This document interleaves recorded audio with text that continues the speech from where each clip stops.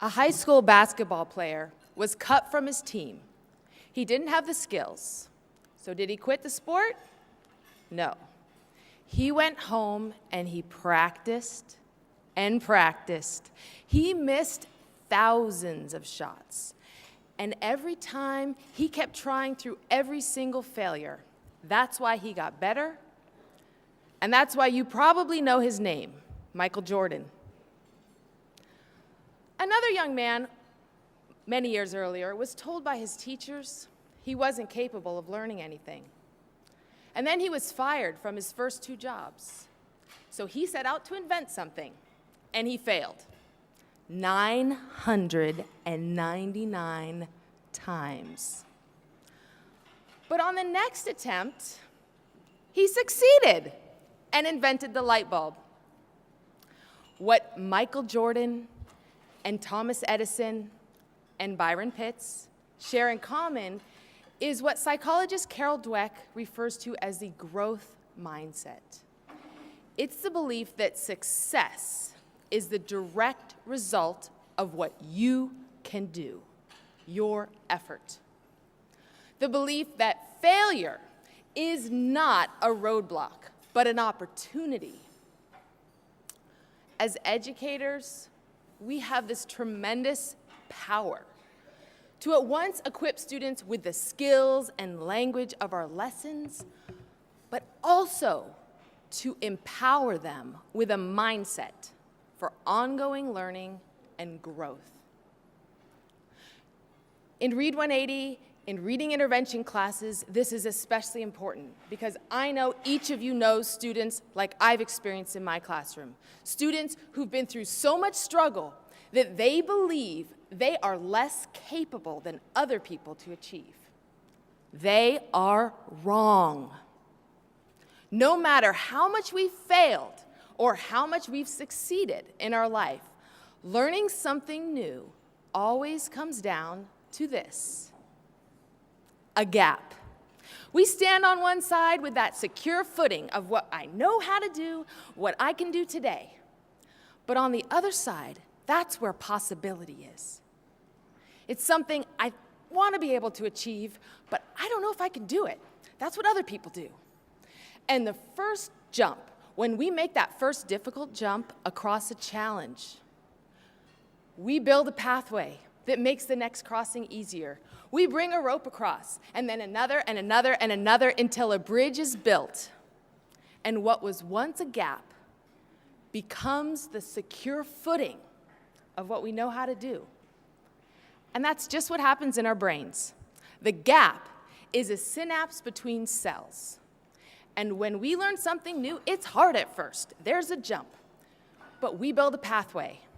We actually create a physical connection between brain cells that did not exist before. What that means for us and our students is that we become more intelligent every time we take on a challenge. We become more talented every time we try. So how do we as educators and parents, how do we as educators in the world empower the next generation with resilience and a mindset for ongoing learning? What Dr. Carol Dweck recommends is that we praise effort, what students do, not talent and intelligence as fixed commodities. So instead of saying, "Oh, you're such a good reader," be specific about what the student's doing.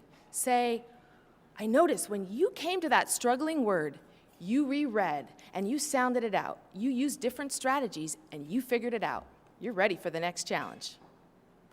Instead of saying, "You are a gifted writer," say, "Your close attention to detail and word choice made this paragraph vivid. I can really picture what you're saying." So people who are praised for talent, they have to protect that image of themselves. I'm a talented person, I'm a smart person. So they don't take risks. They don't jump, which is required for learning. Like Giovanni Espinosa, a high school student, English language learner who I cherish. He did well in school in the beginning, and he became comfortable with the idea that he was a smart kid. But when he met his match in AP Biology, he got D's and F's on the first test, and he told me, "I'm going to quit that class." I said, "No, Giovanni." "Why?" He said, "Because that class is for kids who are smarter than me." So we had a little talk about mindsets.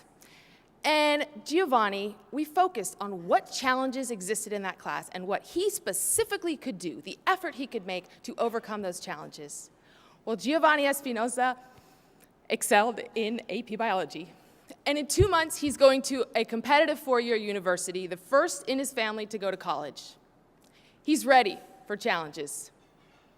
When we as educators praise students for effort, when we give them opportunities to take risks, to step out of their comfort zone, and to make those bridges, we empower them with the confidence to leap from any skill level, again and again and again, to accomplish the most ambitious of dreams. So thank you.